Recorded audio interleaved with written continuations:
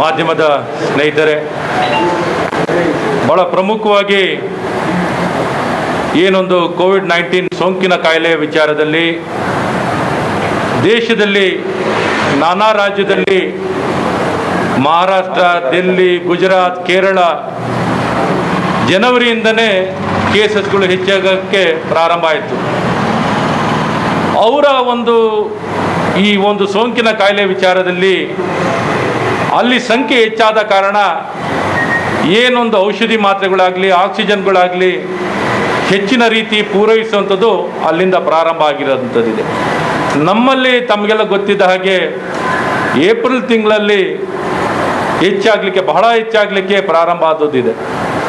ಹಾಗಾಗಿ ಬೇರೆ ಬೇರೆ ಕಡೆ ಡಿಸ್ಟ್ರಿಬ್ಯೂಷನ್ ಸಿಸ್ಟಮ್ಗಳು, ಔಷಧಿ ಮಾತ್ರೆಗಳು, ರೆಮಿಡಿಸಿವಿರು ತಯಾರಿಕೆ ಸಂಪೂರ್ಣವಾಗಿ ನಿಂತು ಒಮ್ಮೆಲೆ ತಯಾರಿಕೆಯನ್ನು ಕೋಟ್ಯಾಂತರ ರೆಮಿಡಿಸಿವಿರನ್ನು ತಯಾರು ಮಾಡಲಿಕ್ಕೆ ಎಲ್ಲ ರೀತಿಯಾದಂಥ ಕ್ರಮವನ್ನು ನಮ್ಮ ಸನ್ಮಾನ್ಯ ಕೇಂದ್ರ ಸಚಿವರಾದಂಥ ಫರ್ಟಿಲೈಸರ್ಸ್ ಆ್ಯಂಡ್ ಕೆಮಿಕಲ್ಸ್ನ ಸಚಿವರಾದಂಥ ಸನ್ಮಾನ್ಯ ಡಿ ವಿ ಸದಾನಂದ ಗೌಡರು ತ್ವರಿತವಾಗಿ ಎಲ್ಲ ಪ್ರೊಡಕ್ಷನನ್ನು ಹೆಚ್ಚಿಸಲಿಕ್ಕೆ ನಮ್ಮ ದೇಶದಲ್ಲಿ ಇಂಥ ಒಂದು ದೊಡ್ಡ ಸಂಖ್ಯೆಯಲ್ಲಿ ಇನ್ಯಾವ ದೇಶದಲ್ಲೂ ಇಂಥ ಒಂದು ವ್ಯವಸ್ಥೆಯನ್ನು ಕೆಲವು ದಿನ ಮಾತ್ರದಲ್ಲಿ ಮಾಡುವಂಥ ಶಕ್ತಿ ನೀವು ಯಾವುದೇ ವಿಚಾರದಲ್ಲಿ ನೋಡ್ರಿ, ಈ ರೀತಿ ವ್ಯವಸ್ಥೆಯನ್ನು ನಿರ್ಮಾಣ ಮಾಡೋ ಶಕ್ತಿ ನಮ್ಮ ಭಾರತದಲ್ಲಿರುವಂಥದ್ದನ್ನ ಬೇರೆ ಇನ್ಯಾವ ದೇಶದಲ್ಲೂ ಇಂಥ ಪರಿಸ್ಥಿತಿ ನಿರ್ವಹಣೆಯನ್ನು ಮಾಡಲಿಕ್ಕೆ ಶಕ್ತಿ ಇಲ್ಲವೇ ಇಲ್ಲ.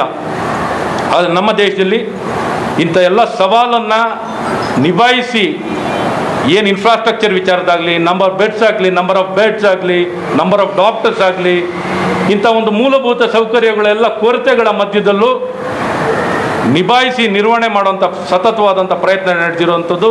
ಸಾವಿನ ಸಂಖ್ಯೆ ತಗೊಳ್ಳಿ, ಪರ್ ಮಿಲಿಯನ್, ಬೇರೆ ದೇಶಕ್ಕೆ ಪರ್ ಮಿಲಿಯನ್ ಸಾವಿನ ಸಂಖ್ಯೆ ತಗೊಳ್ಳಿ, per million infected number of cases ತಗೊಳ್ಳಿ, ಈ ಎಲ್ಲ ವಿಚಾರದಲ್ಲಿ ಹೋಲಿಸಿದಾಗ ನಮ್ಮ ದೇಶದಲ್ಲಿ ಭಾಳಷ್ಟು ಉತ್ತಮವಾಗಿ, ಭಾಳಷ್ಟು ಕಾಳಜಿ ಆಸಕ್ತಿಯಿಂದ ನಿರ್ವಹಣೆ ಆಗಿರುವಂಥದ್ದಿದೆ. ಪ್ರಾರಂಭ ಆಗಿದ್ದು ಬೇರೆ ಬೇರೆ ರಾಜ್ಯದಲ್ಲಿ. ಹಾಗಾಗಿ ಅಲ್ಲಿ ಅಲೋಕೇಶನ್ನು ಮೊದಲೇ ಆಗಿತ್ತು. ಆಕ್ಸಿಜನ್ ವಿಚಾರದಲ್ಲಿ ಅಲೋಕೇಶನ್ ಆಗಲಿ, ಆಕ್ಸಿಜನ್ ನಿಮಗೆ ಹೇಳಬೇಕು ಅಂದರೆ ಸಾಮಾನ್ಯವಾಗಿದ್ದು ಪ್ರೈವೇಟ್ ಸಪ್ಲೈಯರ್ಸ್ಗಳು, ಪ್ರೈವೇಟ್ ಆಕ್ಸಿಜನ್ ಜನರೇಟರ್ಸ್ಗಳವರು ಬೇರೆ ಬೇರೆ ಎಲ್ಲ ಸರ್ಕಾರಿ ಆಸ್ಪತ್ರೆಗಳಿಗಾಗಲಿ ಖಾಸಗಿ ಆಸ್ಪತ್ರೆಗೆ ಸಪ್ಲೈ ಮಾಡೋವಂಥವ್ರು ಬೇರೆ ಪ್ರೈವೇಟ್ ಲಿಂಡೆ ಅಂತಿದ್ದಾರೆ, ಟ್ರ್ಯಾಕ್ಸೇರ್ ಅವರಿದ್ದಾರೆ, ಯೂನಿವರ್ಸಲ್ ಇದ್ದಾರೆ, ತುಂಬ ಅದ್ರ ಅಲ್ಲದೆ ಸ್ಮಾಲ್ ಲೆವೆಲ್ನಲ್ಲಿ ಬಾಟ್ಲಿಂಗ್ ಮಾಡುವಂಥ ಸಣ್ಣ ಸಣ್ಣ ಸಪ್ಲೈಸ್ಗಳಿದ್ದಾರೆ. ಇವರು ಬೇರೆ ಬೇರೆ ರಾಜ್ಯಕ್ಕೂ, ಇವತ್ತು ಕರ್ನಾಟಕಕ್ಕೆ ಐನಾಕ್ಸ್ ರಾಯಚೂರು ಭಾಗದಲ್ಲಿ ಐನಾಕ್ಸ್ ಅಂತ ಸಪ್ಲೈ ಮಾಡ್ತಿರು, ಒಮ್ಮೆಲೆ ಐನಾಕ್ಸ್ ಅವ್ರನ್ನ ತೆಗೆದು ಅಲ್ಲಿ ಡಿಸ್ಟ್ರಿಬ್ಯೂಷನಲ್ಲಿ ತೆಗೆದುಹಾಕುವಂಥದ್ದಾಯಿತು. ಈ ರೀತಿ ಬೇರೆ ಬೇರೆ ರಾಜ್ಯಗಳಿಗೆ ದೇಶ ಉದ್ದಾಗಲದಲ್ಲಿ ಇವತ್ತು ಬಳ್ಳಾರಿಯಿಂದ ಅತಿ ಹೆಚ್ಚಿನ ತಯಾರಿಕೆ ಆಗ್ತಿದ್ದು ಬಳ್ಳಾರಿಯಲ್ಲಿ. ಇವತ್ತು ಬಳ್ಳಾರಿಯಿಂದ ಬೇರೆ ಬೇರೆ ರಾಜ್ಯಗಳಿಗೆ ಸಪ್ಲೈ ಮೊದಲಿಂದ ಆಗ್ತಿದೆ. ಒಮ್ಮೆಲೆ ಅದೇ ವ್ಯಾಪಾರದಲ್ಲಿರುವಂಥವ್ರಿಗೆ ಅಲೋಕೇಶನ್ ಕೊಟ್ಟು ಅವಕಾಶವನ್ನು ಮಾಡಿಕೊಡುವಂಥದ್ದು ಕೇಸಸ್ ಜಾಸ್ತಿ ಇತ್ತು. ನಮ್ಮಲ್ಲಿ ಕೇಸಸ್ ಜಾಸ್ತಿ ಆದಾಗ ನಮ್ಮಲ್ಲಿ ತಯಾರಿಕೆಯನ್ನು ಮಾಡಲಿಕ್ಕೆ ನಮಗೆ ಆದ್ಯತೆಯನ್ನು ಕೊಟ್ಟು ಅತಿ ಹೆಚ್ಚಿನ ಸಂಖ್ಯೆಯಲ್ಲಿ, ಇವತ್ತು ನಿಮ್ಗೆ ಹೇಳಬೇಕು ಅಂದರೆ ಒಂದು ಬೆಡ್ಡಿಗೆ 20,000 ಲೀಟ್ರ್ ಬೇಕು.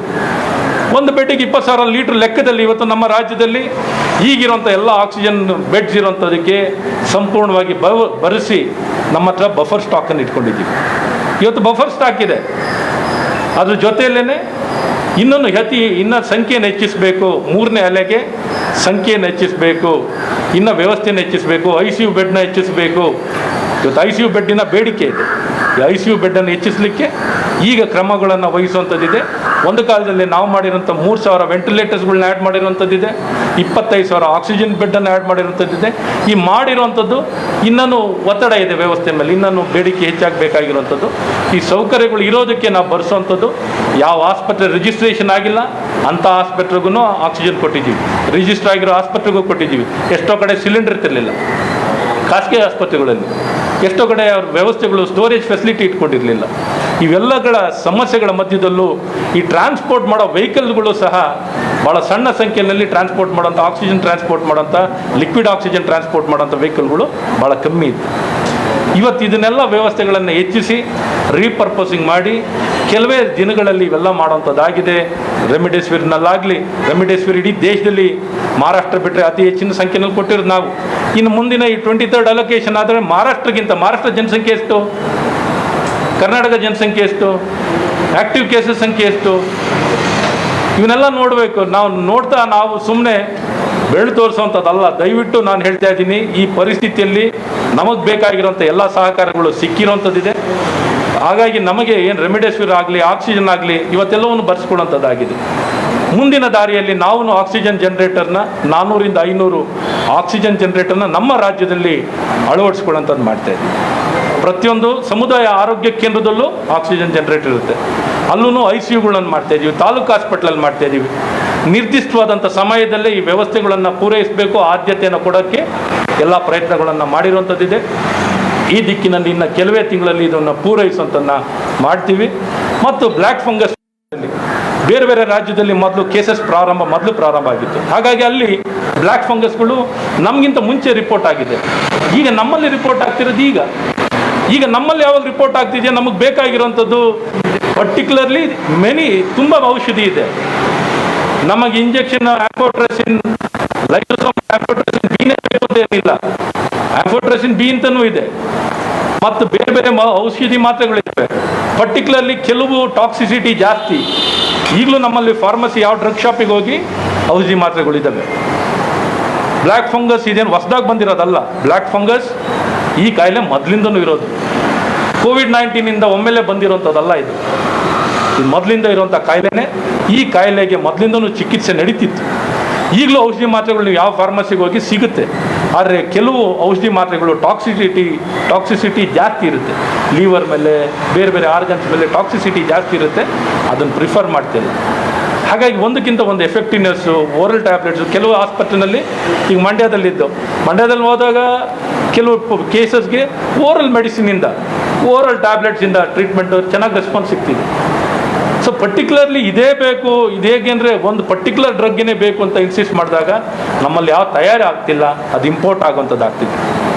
ಇವತ್ತು ನಾವು 14ನೇ ತಾರೀಕು ನಮ್ಮ ಬೇಡಿಕೆಯನ್ನು ಸಲ್ಲಿಸಿದ್ದೀವಿ. ನಂಬರ್ ಆಫ್ ಕೇಸಸ್ ರಿಪೋರ್ಟ್ ಆಗಿರೋದೇ ಇಲ್ವಲ್ಲ. ಅದಕ್ಕಾಗಿ ನಮ್ಮ ರಾಜ್ಯದಲ್ಲಿ ನೋಟಿಫೈ ಮಾಡಿದ್ದೀವಿ. ಡಿಸೀಸ್ ರಿಪೋರ್ಟ್ ಆಗುವಂಥ ಡಿಸೀಸ್ ನೋಟಿಫೈ ಮಾಡಿದ್ದೀವಿ. ಎಲ್ಲ ಬ್ಲ್ಯಾಕ್ ಫಂಗಸ್ ಕೇಸಸ್ ಇರುವಂಥ ಮ್ಯೂಕರ್ ಮೈಕೋಸಿಸ್ ಕೇಸಸ್ ಎಲ್ಲ ರಿಪೋರ್ಟ್ ಮಾಡಬೇಕು. ಎಷ್ಟು ಅಂಕಿಅಂಶಗಳಿದೆ ಅದನ್ನ ತಿಳಿಸಲೇಬೇಕು. ಡಿಸೀಸ್ ನೋಟಿಫೈಡ್ ಡಿಸೀಸ್ ರಿಪೋರ್ಟ್ ಮಾಡಲೇಬೇಕು. ಖಾಸಗಿನ ಟ್ರೀಟ್ ಮಾಡಿ, ಎಲ್ಲರ ಟ್ರೀಟ್ ಮಾಡಿ ಸರ್ಕಾರಕ್ಕೆ ರಿಪೋರ್ಟ್ ಮಾಡಬೇಕು ಅನ್ನುವಂಥದ್ದನ್ನ ನೋಟಿಫೈ ಮಾಡಿದ್ವಿ. ನಮ್ಮ ರಾಜ್ಯನೂ ನಮಗಿಂತ ಮುಂಚೆ ಬೇರೆ ಬೇರೆ ರಾಜ್ಯದಲ್ಲಾಗಿದ್ರು ನೋಟಿಫೈ ಮಾಡಿರಲಿಲ್ಲ. ನಾವು ಆಗಲೇ ಮಾಡಿ 1 ವಾರ ಆಯಿತು ನೋಟಿಫಿಕೇಶನ್ ಮಾಡಿದ್ವಿ. ಈ ರೀತಿ ಎಲ್ಲ ಕ್ರಮವನ್ನು ವಹಿಸಿದ್ದೀವಿ. ಯಾವ ಕಾರಣದಲ್ಲೂ ನಮ್ಮ ರಾಜ್ಯಕ್ಕೆ ಸಮಸ್ಯೆಯನ್ನು ಉದ್ಭವ ಆಗೋ ರೀತಿಯಲ್ಲಿ ಏನೂ ಮಾಡಿಕೊಂಡಿಲ್ಲ. ಎಲ್ಲ ರೀತಿಯಾದಂಥ ನಮ್ಮ ಅವಶ್ಯಕತೆಗಳು ಒಮ್ಮೆಲೆ ಬೇಡಿಕೆ ಇದ್ದ ತಕ್ಷಣ ಅದನ್ನು ಪೂರೈಸಲಿಕ್ಕೆ ನಮ್ಮ ಸನ್ಮಾನ್ಯ ಕೇಂದ್ರ ಸಚಿವರು ಹೇಳಿದಾಗೆ ಅದು ಶೆಲ್ಫ್ ಲೈಫು ಕಮ್ಮಿ ಇರುತ್ತೆ. ತಯಾರು ಮಾಡಿದವನು ಯಾರು ವೇಸ್ಟ್ ಮಾಡ್ಕೊಳ್ಳೋಕೆ ತಯಾರಿರಲ್ಲ. ಅದಕ್ಕಾದಂಥ ಹಣದ ದುಬಾರವಾಗಿರ್ತದೆ. ಹಾಗಾಗಿ ವೇಸ್ಟೇಜ್ ಮಾಡಲಿಕ್ಕೆ ಸಾಧ್ಯವಿರಲ್ಲ. ಈ ದಿಕ್ಕಿನಲ್ಲಿ ಎಲ್ಲ ಪ್ರಯತ್ನಗಳು ನಡೆದಿದ್ದಾವೆ. ಇನ್ನೂ ಹೆಚ್ಚಿನ ಪ್ರಯತ್ನಗಳನ್ನು ಪೂರೈಸಲಿಕ್ಕೆ ನಮಗೆಲ್ಲ ರೀತಿಯಾದಂಥ ಸಹಕಾರ ಕೇಂದ್ರ ಸರ್ಕಾರದಿಂದ ಸಿಕ್ಕಿರುವಂಥದ್ದಿದೆ. PM ಕೇರಿಂದ 315 ಕೋಟಿ ಹಣನೂ ಕೊಟ್ಟಿದ್ದಾರೆ. ವೆಂಟಿಲೇಟರ್ ಕೊಟ್ಟಿದ್ದಾರೆ. ನಮ್ಮ ದೇಶದಲ್ಲಿ ಒಂದು ವೆಂಟಿಲೇಟರ್ ಮ್ಯಾನುಫ್ಯಾಕ್ಚರ್ ಆಗ್ತಿರಲಿಲ್ಲ. ಇವತ್ತು ವೆಂಟಿಲೇಟರ್ಗಳು ಸಾವಿರಾರು ಲಕ್ಷಾಂತರ ವೆಂಟಿಲೇಟರ್ ಮ್ಯಾನುಫ್ಯಾಕ್ಚರ್ ಮಾಡಿದ್ದೀವಿ. ಒಂದು PPE ಕಿಟ್ ಮ್ಯಾನುಫ್ಯಾಕ್ಚರ್ ಆಗ್ತಿರಲಿಲ್ಲ. ಒಂದು ಮಾಸ್ಕ್ ತಯಾರಾಗ್ತಿರಲಿಲ್ಲ. ಈ ರೀತಿ ಎಲ್ಲ ಅವಶ್ಯಕತೆಗಳನ್ನು ಪೂರೈಸುವಂಥದ್ದಲ್ಲಿ ನಮ್ಮಲ್ಲಿ ಸತತವಾಗಿ ನಡೆದಿರುವಂಥದ್ದು. ಇವತ್ತು ವ್ಯಾಕ್ಸಿನ್ ಎಷ್ಟೋ ಮುಂದುವರೆದ ರಾಷ್ಟ್ರಗಳಲ್ಲಿ ವ್ಯಾಕ್ಸಿನ್ ತಯಾರಿಕೆ ಆಗ್ತಿಲ್ಲ. ಇವತ್ತು ವ್ಯಾಕ್ಸಿನ್ನು ಪೂರೈಸುವಂಥದ್ದಲ್ಲಿ ಇವತ್ತೇನು ಸೆಕೆಂಡ್ ಡೋಸ್ ನಮ್ಮ ಕೋವ್ಯಾಕ್ಸಿನ್ನ ಈಗ ಕೊಡಬೇಕಾಗಿರೋದು 1,90,000 ಜನಕ್ಕೆ ಸೆಕೆಂಡ್ ಡೋಸಿನ ಕೋವ್ಯಾಕ್ಸಿನ್ ಕೊಡಬೇಕಾಗಿದೆ. ಇದರಲ್ಲಿ 1,70,000 ಆಲ್ರೆಡಿ ರೆಡಿಲಿ ಇದೆ. ಈಗಾಗಲೇ ಕೊಡೋದನ್ನು ಪ್ರಾರಂಭ ಆಗಿದೆ. ಕೋವಿಶೀಲ್ಡ್ ಸ್ಟಾಕ್ ಇದೆ. ಅದಕ್ಕಾಗಿ ಇವತ್ತೇನು ಫ್ರಂಟ್ ಲೈನ್ ವರ್ಕರ್ಸ್ನು ವಿಸ್ತರಣೆಯನ್ನು ಮಾಡಿರುವಂಥದ್ದಿದೆ. ಮತ್ತು ಪ್ರಯಾರಿಟಿ ಸೆಕ್ಟರ್ನು ಪ್ರಯಾರಿಟಿ ಇರುವಂಥ ವರ್ಗನ್ನು ಗುರುತಿಸುವಂಥದ್ದಾಗಿದೆ. ಇವೆಲ್ಲವನ್ನು ಮಾಡುವಂಥದ್ದನ್ನ ಆಗಿದೆ. ಅದ್ರ ಜೊತೆಲೇ ನಾಳೆಯಿಂದ 18ರಿಂದ 44 ವಯಸ್ಸಿನವ್ರಿಗೂ ಇರುವಂಥ ನಮಗೇನೇನು ಸಪ್ಲೈ ಆಗ್ತಿದೆಯೋ ಆ ಸಪ್ಲೈ ಆಗುವಂಥ ಎಲ್ಲ ವ್ಯಾಕ್ಸಿನನ್ನು ವ್ಯಾಕ್ಸಿನೇಟ್ ಮಾಡಲಿಕ್ಕೆಲ್ಲ ನಮ್ಮಲ್ಲೂ ಇನ್ನೊಂದು ಸಾಫ್ಟ್ವೇರ್ನ ಏನು ಕೋವಿನ್ ಜೊತೆ ಇಂಟರ್ಫೇಸ್ ಮಾಡುವಂಥದ್ದಾಗಿದೆ. ಆ ಮೂಲಕ ಭಾಳ ಉತ್ತಮವಾಗಿ ನಿರ್ವಹಣೆ. ಇವತ್ತೇನು ಸೋಂಕಿತರಾಗಿದ್ದಾರೆ, ಮೊದಲು ಸೋಂಕಿತರಾಗಿದ್ದವ್ರಿಗೆ ತಕ್ಷಣ ವ್ಯಾಕ್ಸಿನೇಷನ್ ಕೊಡೋ ಅವಶ್ಯಕತೆ ಇಲ್ಲ. ಕನಿಷ್ಠ 3 ತಿಂಗಳು ಅವಧಿ ಆ ನಂತರ ಕೊಡುವಂಥದ್ದಿದೆ. ಮತ್ತು ಕೋವಿಶೀಲ್ಡ್ ಕೊಟ್ಟಿರೋಂಥವ್ರಿಗೆ ಏನು 4 ವಾರದಿಂದ 6 ವಾರದಲ್ಲಿ ಕೊಡುವಂಥದ್ದಿತ್ತು, ಈಗ 12ರಿಂದ 16 ವಾರದವರೆಗೂ ಎಕ್ಸ್ಟೆಂಡ್ ಮಾಡುವಂಥದ್ದಾಗಿದೆ. ಸೊ ಈ ರೀತಿ ಜುಡಿಷಿಯಸ್ ಯೂಸ್ ಮಾಡಲಿಕ್ಕೆ ಒಟ್ಟು ಇಲ್ಲಿ ಎಲ್ಲರಿಗೂ ವ್ಯಾಕ್ಸಿನೇಟ್ ಮಾಡಬೇಕು ಅಂತ ಗುರಿಯಲ್ಲಿದೆ. ಈ ವರ್ಷದ ಕೊನೆ ಒಳಗಡೆ ವಿತಿನ್ ದಿಸ್ ಇಯರ್ ಎಂಡ್ ಒಳಗಡೆ ಇಡೀ ರಾಜ್ಯದಲ್ಲಿರುವಂಥ ಎಲ್ಲ ನಾಗರಿಕರನ್ನು single dose at least 1 dose of vaccination ಮಾಡಬೇಕು ಅಂತ ಪ್ರಯತ್ನವಿದೆ. ಮುಖ್ಯವಾಗಿ ನಾವೇನೋ ಸಮಾಜದಲ್ಲಿ ಈ ಒಂದು ಕೋವಿಡ್-19ನ ನಿಯಂತ್ರಣ ಮಾಡಬೇಕು ಅಂದರೆ ವ್ಯಾಕ್ಸಿನೇಷನ್ನೇ ಪರಿಹಾರ. ಹಾಗಾಗಿ ವ್ಯಾಕ್ಸಿನೇಷನ್ ಕೊಡಲಿಕ್ಕೆ ಎಲ್ಲ ಪ್ರಯತ್ನಗಳನ್ನು ಮಾಡುವಂಥದ್ದಾಗುತ್ತೆ. ಒಟ್ಟಾರೆ ಔಷಧಿ ಮಾತ್ರೆಗಳಲ್ಲಾಗಲಿ, ಇವತ್ತೆಲ್ಲ ಔಷಧಿ ಮಾತ್ರೆಗಳು ನಿಮಗೆ ಗೊತ್ತಿದೆ. ನೀವು ಯಾವುದೇ ಫಾರ್ಮಸಿಗೆ ಹೋದರೆ ಕೋವಿಡ್-19 ಕಾಯಿಲೆಗೆ ಬೇಕಾಗಿರೋಂಥ ಔಷಧಿ ಮಾತ್ರೆ ಕೇಳಿದ್ರು ನಿಮ್ಗೆ ಎಷ್ಟೋ ಅಂಗಡಿಗಳಲ್ಲಿ ಸಿಗಲ್ಲ. ಇಂಥದ್ದನ್ನೆಲ್ಲವನ್ನು ಸರ್ಕಾರದಿಂದನೇ ಒದಗಿಸ್ಲಿಕ್ಕೆ ಎಲ್ಲವನ್ನೂ ಮಾಡಿದ್ದೀವಿ. ಈ ಮುಂಚೆ ಸ್ಥಳೀಯ ಸಂಸ್ಥೆಗಳು ಸಂಬಂಧಪಟ್ಟ DC ಎಲ್ಲವನ್ನು ಕೊಂಡ್ಕೊಳ್ಳಿಕ್ಕೆ ಅವಕಾಶವನ್ನು ಕೊಟ್ಟಿದ್ದು. ಅವ್ರು ಕೊಟ್ಟರು ಕೊಂಡ್ಕೊಳ್ಳಿಕ್ಕೆ ಏನಾಗೋದು ಅಂದರೆ ಅಲ್ಲಿ ದುಬಾರಿ ಹೇಳ್ಬಿಡೋರು ರೇಟು. ಒಮ್ಮೆ ಬೇಡಿಕೆ ಇದೆಯಲ್ಲ, ದುಬಾರಿ ಹೇಳ್ತಾರೆ. ಕೊಂಡ್ಕೊಂಡ್ಬಿಟ್ರೆ ಕಾನೂನಲ್ಲಿ ಅದು ಎದ್ದು ಕಾಣುವಂಥದ್ದಾಗುತ್ತೆ. ಹಾಗಾಗಿ ತಿರ್ಗಾ ಕರ್ನಾಟಕ ಸ್ಟೇಟ್ ಡ್ರಗ್ ಲಾಜಿಸ್ಟಿಕ್ಕಿಂದನೇ ಈ ನಮ್ಮ ರಾಜ್ಯದಲ್ಲಿ ಬೇಕಾಗಿರುವಂಥ ಎಲ್ಲ ಅವಶ್ಯಕತೆ ಎಲ್ಲೇ ಯಾರೇ ಏನೇ ಕೇಳಲಿ, ಎಷ್ಟರ ಕೇಳಿದ್ನೆಲ್ಲ ಕೊಡಲಿಕ್ಕೆ ವ್ಯವಸ್ಥೆಗಳನ್ನು ಮಾಡಿರುವಂಥದ್ದಿದೆ. ಈ ದಿಕ್ಕಿನಲ್ಲಿ ಎಲ್ಲ ಸರ್ವ ಪ್ರಯತ್ನಗಳು ನಡೆದಿರುವಂಥದ್ದನ್ನ ಹೇಳಕ್ಕೆ ಇಷ್ಟಪಡ್ತೀನಿ. ಸರ್ಕಾರದಿಂದ ಒಟ್ಟಾರೆ ನಮ್ಮ ರಾಜ್ಯದಲ್ಲಿ ನಮ್ಮ ಜನತೆಯನ್ನು ಹಿತ ಕಾಪಾಡಲಿಕ್ಕೆ ಸರ್ವ ಪ್ರಯತ್ನವೂ ಆಗಿದೆ ಅನ್ನೋದನ್ನ ಭಾಳ ಸ್ಪಷ್ಟವಾಗಿ ಹೇಳಕ್ಕೆ ಇಷ್ಟಪಡ್ತೀನಿ. ನೀವು ಮೈಸೂರಲ್ಲಿ ಮತ್ತು ಮಂಡ್ಯದಲ್ಲಿ ಮಾರ್ಗದರ್ಶನದಲ್ಲಿ ಬ್ಲ್ಯಾಕ್ ಫಂಗಸ್ ಇಂದ ಇದ್ರ ಬಗ್ಗೆ ಡೆತ್ ರಿಪೋರ್ಟ್ ಆಗಿಲ್ಲ, ಬ್ಲ್ಯಾಕ್ ಫಂಗಸ್ ಬಗ್ಗೆ ಆತಂಕ ಕೂಡ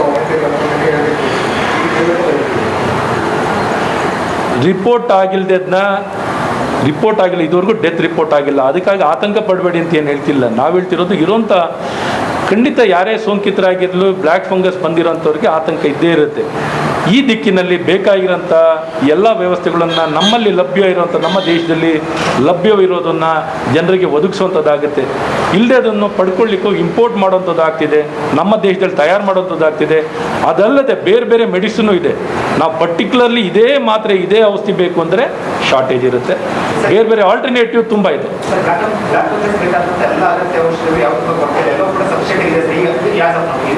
ಸರ್ ನಾನು ಹೇಳ್ತಿರೋದು ನೀವು ಕೇಳಿಸ್ಕೊಂಡ್ರೆ, ಪರ್ಟಿಕ್ಯುಲರ್ಲಿ ಲೈಸೋಸೋಮಲ್ ಇಂಜೆಕ್ಷನ್ ಆಂಫೋಟ್ರಸಿನ್ B ಶಾರ್ಟೇಜ್ ಇದೆ. ಬೇರೆ ಆಂಫೋಟ್ರಸಿನ್ B ಅಂತ ಹೇಳಿ ಸಿಗುತ್ತೆ, ಇದು ಲೈಸೋಸೋಮಲ್ ಆಂಫೋಟ್ರಸಿನ್ B ಇರಲ್ಲ. ನಮ್ಮ ಕೇಂದ್ರ ಕೂಡ ಎಲ್ಲ ರಾಜ್ಯಗಳಿಂದ ಡಾಕ್ಟ್ರು ಈಗ ಹೇಳಿದ್ದಂಗೆ ಕೇಂದ್ರ ಸರ್ಕಾರಕ್ಕೂ ಎಲ್ಲರ ಬೇಡಿಕೆ ಇರೋದು ಅದು ಒಂದು ಮೆಡಿಸಿನ್ ಮೇಲೆ ಮಾತ್ರ, ಬೇರೆದರ ಮೇಲೆ ಇಲ್ಲ. ಆಲ್ಟರ್ನೇಟ್ ತಗೋಬೋದು, ಕೊಡ್ತಾ ಇದ್ದಾರೆ. ಈಗ ಮಂಡ್ಯದಲ್ಲಿ ನಾವು ಹೋಗಿದ್ದು ಟ್ಯಾಬ್ಲೆಟ್ಸ್ನ ಇಂಜೆಕ್ಷನ್ ಬೇರೆದ್ರಲ್ಲೂ ನಡೆಸ್ತಾ ಇದ್ದಾರೆ. ರೆಸ್ಪಾನ್ಸ್ ಇದೆ ಸರ್. ಹೌದು, ನಿಮಗೆ ಇದ್ರ ವಿಚಾರದಲ್ಲಿ ಹೇಳಬೇಕು ಅಂದರೆ ನಿಮಗೆ ಪ್ರೋಟೋಕಾಲ್ ಶೇರ್ ಮಾಡ್ತೀನಿ. ನಿಮಗೆ ನಮ್ಮ ರಾಜ್ಯದಲ್ಲಿ ಏನು ಆ ಟಾಸ್ಕ್ ಫೋರ್ಸ್ ಸಮಿತಿ ರಿಪೋರ್ಟ್ ಕೊಟ್ಟಿದ್ದಾರೆ, ಆಲ್ಟರ್ನೇಟಿವ್ ಮೆಡಿಸಿನ್ ತುಂಬ ಕೊಟ್ಟಿದ್ದಾರೆ. ಈ ಆಲ್ಟರ್ನೇಟ್ ಮೆಡಿಸಿನಲ್ಲಿ ಪರ್ಟಿಕ್ಯುಲರ್ ಡಾಕ್ಟ್ರುಗಳು ಇನ್ನೂ ಇದ್ರ ಬಗ್ಗೆ ಬ್ಲ್ಯಾಕ್ ಫಂಗಸ್ ಬಗ್ಗೆ ಇನ್ನೂ ಹೆಚ್ಚಿನ ವೈದ್ಯರಿಗೂ ಈ ವಿಚಾರದಲ್ಲಿ ಬೇರೆ ಬೇರೆ ಔಷಧಿ ಮಾತ್ರೆಗಳ ವಿಚಾರದಲ್ಲೂ ಇನ್ನೂ ಹೆಚ್ಚಿನ ಜಾಗೃತಿಯನ್ನು ವಹಿಸುವಂಥದ್ದಾಗಬೇಕು. ಕಡೆಗೆ ಏನಾಗುತ್ತೆ ಅಂದರೆ ಈ ಆಂಫೋಟ್ರಸಿನ್ ಪಾಪ್ಯುಲಾರಿಟಿ ಹೆಚ್ಚು ಮಾಡಿ ಜನ ಈ ಬ್ರ್ಯಾಂಡ್ನೇ ಹೇಳೋಕ್ಕೆ ರೂಢಿ ಆಗುವಂಥದ್ದು ಆಗ್ಬಿಟ್ಟಿದೆ. ಸೊ ಆ ರೀತಿಯೂ ಸರ್ ಈಗೇನು ಅಂದರೆ ಸರ್ ನೀವು ನಿಮ್ಮ ಮೂಲಕನೂ ಕೇಳ್ಕೊತೀವಿ, ಈಗ ನಿಮಗೂ ವರದಿ ಕೊಡ್ತೀವಿ, ನಿಮ್ಮ ಕೈನಲ್ಲೂ ನೀವು ಬರೆಯುವಂಥದ್ದು ಮಾಡಿ. ನಮ್ಮ ಏನು ತಜ್ಞರಿದ್ದಾರೋ ತಜ್ಞರು ವರದಿ ಕೊಟ್ಟಂಥವ್ರನ್ನ ತಜ್ಞರು ಸಹ ನೀವು ಇಂಟರ್ವ್ಯೂ ಕರಿಬೋದು. ತುಂಬ ಜನ ಇದಕ್ಕೆ ತಜ್ಞರಿದ್ದಾರೆ, ತಜ್ಞರನ್ನು ನೀವು ಇಂಟರ್ವ್ಯೂ ಕರಿಬೋದು, ಅವ್ರ ಜೊತೆನೂ ಮಾತಾಡಿಸ್ಬೋದು. ಒಟ್ಟು ಜಾಗೃತಿಯನ್ನು ಮಾಡಿಸ್ಬೇಕು, ಪರಿಹಾರ ಕಂಡುಹಿಡ್ಕೋಬೇಕು, ಎಲ್ಲರೂ ಕೈ ಜೋಡಿಸ್ಬೇಕು. ಇದು ನಾವೇನಾದ್ರು ಬ್ಲೇಮ್ ಗೇಮ್ನಲ್ಲಿ ಕೂತ್ಕೊಂಡ್ರೆ ಬ್ಲೇಮ್ ಆಗೇ ಇರ್ತದೆ. ಒಟ್ಟು ಜನರು ಕೈ ಹಿಡಿಯಬೇಕು. ಇಂಥ ಪರಿಸ್ಥಿತಿ ಯಾರೂ ನಿರ್ಮಾಣ ಮಾಡಲಿಕ್ಕೆ ಹೋಗಿರೋಂಥದ್ದು ಏನಲ್ಲ, ಇದು ಪ್ರಕೃತಿಯಲ್ಲಿ ನಿರ್ಮಾಣ ಆಗಿರುವಂಥ ಒಂದು ವೈರಸ್ ಆಗಿರೋ ಕಾರಣ ಇದನ್ನು ಒಂದೊಂದು ಶತಮಾನದಲ್ಲೂ ಒಂದೊಂದು ಈ ರೀತಿ ಬರುವಂಥದ್ದಿದೆ. ಇದನ್ನು ಒಟ್ಟಾರೆ ನಿರ್ವಹಣೆಯನ್ನು ಮಾಡಲಿಕ್ಕೆ ಎಲ್ಲ ಪ್ರಯತ್ನಗಳನ್ನು ಸರ್ಕಾರದಲ್ಲಿ ಯಾವುದೂ ಕಡೆಗಣಿಸದೆ ಎಷ್ಟೇ ಖರ್ಚು ವೆಚ್ಚಗಳಾಗಲಿ ಇದನ್ನೆಲ್ಲ ಬಗೆಹರಿಸಲಿಕ್ಕೆ ಎಲ್ಲ ರೀತಿಯಾದಂಥ ಪ್ರಾಮಾಣಿಕ ಪ್ರಯತ್ನಗಳನ್ನು ಮಾಡಿರುವಂಥದ್ದಿದೆ.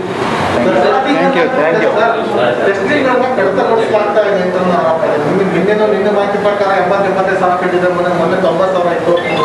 ನೀವು ಗ್ರಾಮೀಣ ಪ್ರದೇಶಗಳಲ್ಲಿ ಟೆಸ್ಟಿಂಗ್ನ ಜಾಸ್ತಿ ಮಾಡಬೇಕು. ಅದರ ಟೆಸ್ಟಿಂಗ್ನ ಕಡಿತಗೊಳಿಸ್ಬಿಟ್ಟು ನಿಮ್ಮ ಸಂಖ್ಯೆ ಕೋವಿಡ್ ಸಂಖ್ಯೆ ಇರ್ತದೆ ಅಂತ ಅನ್ನೋ ಮೂಲಕ ನಿಮ್ಮ ಬೆನ್ನು ನೀವು ತಟ್ಟೋ ಪ್ರಯತ್ನ ಯಾಕೆ ನಡೀತಾ ಇದೆ ಹೀಗೆ? ಸರ್ ಬಾರಿನೂ ಇದೇನು ಹೇಳ್ತಾ ಇದ್ದೀವಿ ಅಂದರೆ, ಮೊದಲು 1.5 ಲಕ್ಷದಿಂದ 1,70,000ವರೆಗೂ ಟೆಸ್ಟಿಂಗ್ ಆಗ್ತಿತ್ತು. ಪೂಲ್ ಟೆಸ್ಟಿಂಗ್ ಆಗ್ತಿತ್ತು. ಈ ಪೂಲಿಂಗಿಂದ ನಿಲ್ಲಿಸಿ ಸಿಂಗಲ್ ಟೆಸ್ಟ್ ಮಾಡ್ತಾ ಇದ್ದೀವಿ. ಇನ್ನೂ ಇವತ್ತು ನಮ್ಮ ರಾಜ್ಯದಲ್ಲಿ 1,75,000 ಮಾಡೋಷ್ಟು ಕೆಪಾಸಿಟಿ ಇದೆ. ಖಂಡಿತ ಇನ್ನು ಹೆಚ್ಚಾಗಿ ಮಾಡಲಿಕ್ಕೆ RT-PCR ಟೆಸ್ಟನ್ನು ನಾವೇನು ಅಂದರೆ ಮೊದಲು 5 ದಿನದಿಂದ 7 ದಿನ ತೊಗೊಳ್ತಿತ್ತು. ಅನ್ನೆಸೆಸರಿಯಾಗಿ ಜಾಸ್ತಿ ಲೋಡನ್ನು ತಗೊಂಡು ಕೆಲವು ಕಡೆ ಓವರ್ಲೋಡ್ ಇದೆ, ಕೆಲವು ಕಡೆ ಅಂಡರ್ಲೋಡ್ ಇದೆ. ಈ ಅಂಡರ್ಲೋಡ್ ಇರೋ ಕಡೆನ ಹೆಚ್ಚಿಸ್ಕೊಳ್ಳೋಕ್ಕೂ ತಿಳಿಸಿ, ಏನು ಕೆಪಾಸಿಟಿ ಇದೆಯೋ ಆ ಕೆಪಾಸಿಟಿಗೆ ಫಂಕ್ಷನ್ ಮಾಡೋಕ್ಕೂ ಹೇಳುವಂಥದ್ದು ಮಾಡ್ತೀವಿ. ಮತ್ತು ಈ ಸಿಬ್ಬಂದಿಗಳನ್ನು ಇದ್ರ ಜೊತೆಯಲ್ಲೇ ಮೊದಲು ರ್ಯಾಟ್ ಟೆಸ್ಟು 7% ಮಾಡ್ತಿರು, ಈಗ 30% ಮಾಡಲಿಕ್ಕೆ ಪರ್ಮಿಷನ್ ಕೊಟ್ಟಿದ್ದೀವಿ. ದಿನಕ್ಕೆ ಕನಿಷ್ಠ 50,000 ರ್ಯಾಟ್ ಟೆಸ್ಟ್ ಮಾಡಲಿಕ್ಕೆ ಅವಕಾಶ ಮಾಡಿಕೊಟ್ಟಿದ್ದೀವಿ.